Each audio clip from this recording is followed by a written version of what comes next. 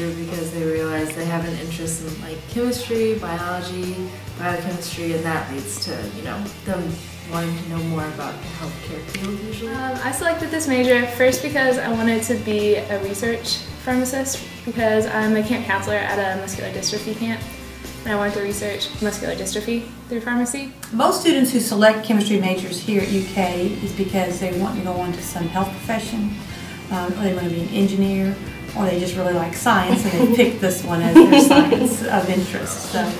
Many students already have an interest because of something that's happened in their family. Some of their families are already in healthcare and they experience it that way. A lot of students probably select the major because of the salary. Pharmacists can earn easily over $100,000 a year, so that's very attractive to a lot of students.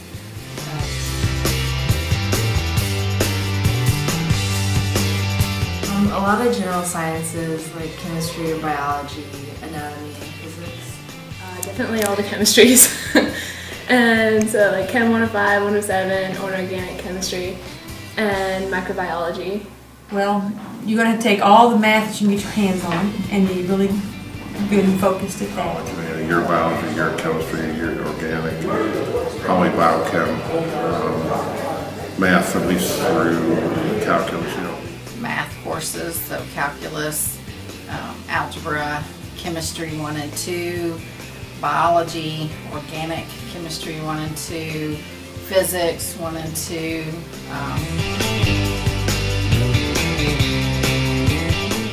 You have the same classes as everyone else your first year, but after that you're free to specialize and take different electives. There's not very much flexibility. Like, I did the 2-year program, and so they just had like a sample schedule that I was supposed to follow. And so I had flexibility with my one elective, but besides that I had to take the classes they told me to.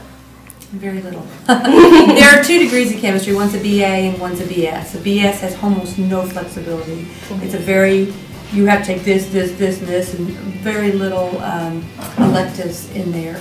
And the few electives you do have, they're very, you can take them, but they're like, you will take this one or this one, not too much. A BA, a Bachelor of Arts in Chemistry, there's a whole lot more flexibility. Of course, in pharmacy, there's a research level, and then there's the retail level of pharmacy, and then there's in the hospital. And the hospital can be both operations and it can be clinical. So part of it's, you know, where you kind of want to go and what you want to do. Well, the pre-pharmacy track does not have very much flexibility.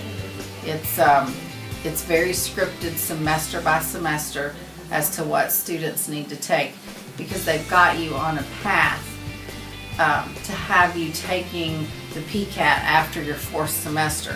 So you have to have all of those courses underneath your belt so that you're ready to take the PCAT.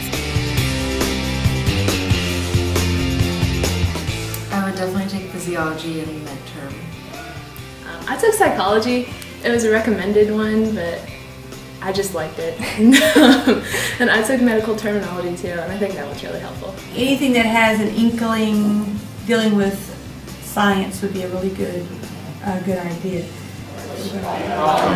Sociology, some of those types of things, psychology, so that you have some basis how to relate to people. Public speaking communication is probably another one, because I don't care what field you're in, healthcare communication is critical. Medical terminology, but CLA 131, some public speaking communications type classes obviously would come in handy with pharmacy, some upper level chemistry and biology courses.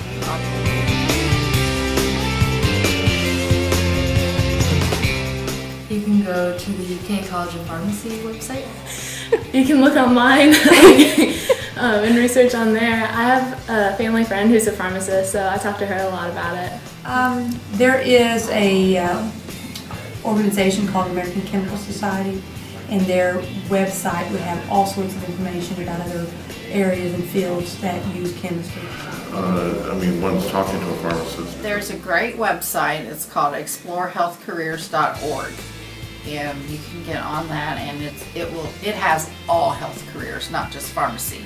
But then you can begin to search for pharmacy and get all the information that you would need.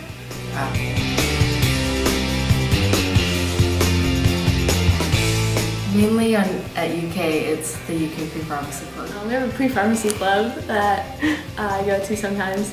We have the student affiliates of the American Chemical Society, so they're a faculty-led but student organization dealing with chemistry, so that's the first one that sticks out in my mind. Okay. They also have ones that if you're interested in the med field, you can be in an organization for pre-meds. I think there's some kind of pre-pharmacy group. So. Well, pharmacy has a pre-pharmacy club, and I think that is a wonderful club to get involved in. And then there's some other just health care related student clubs on campus, the Pre-Med Activities Council, AED.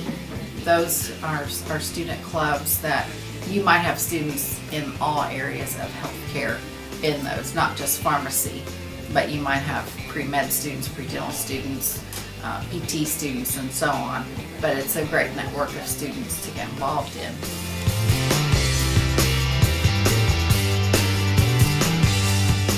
You don't have to have a graduate degree or a degree for that matter, you just have to take your prerequisites. No.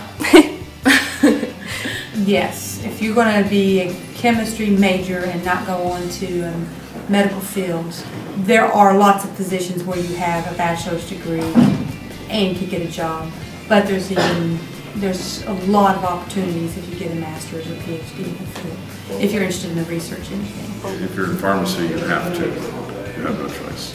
You can't get licensed. You can't be a pharmacist without being licensed. So. Well, how pharmacy works is that after you complete the 2-year plan or the 3-year plan, so after your 6th semester, if you're accepted, you go straight on to pharmacy school. You do not complete your undergrad here at UK. You go on to pharmacy school, and once you complete pharmacy school, you come out with your PharmD degree, which is your doctorate in pharmacy.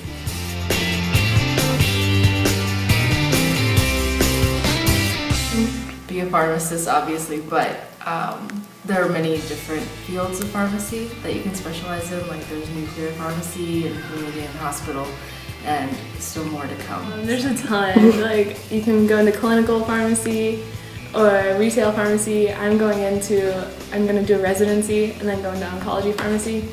But there's, I think they said 50 different career paths with pharmacy. Industry hires a lot of chemists, whether it's a pharmaceutical industry and you're not a pharmacist, but you want to work in the area of drug discovery and manufacturing of them. Manufacturing on the ends that's not medical related, maybe like Lexmark and their printer ink. You know, they're going to hire chemists to research and develop printer ink.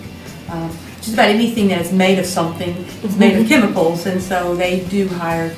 Many manufacturing companies hire chemists to develop new products. So you've got the clinical pharmacist who works in the hospitals, works with the physician team a lot, counsels patients, looks at overlooks drugs, utilization, safety issues, operations, and so on. Then there's the retail side, which is like working at Walgreens or Walmart or CVS, one of those where you're really filling prescriptions, sort of doing some counseling of patients. There's just a lot of options in it, so it really just depends on the student's investigation and the area that the student would like to work in. Like you can work in a hospital, you can work in a clinic, you can work in just doing research on developing, new drugs for cancer and those kinds of things. You can work for the federal government. You can work in prisons, believe it or not.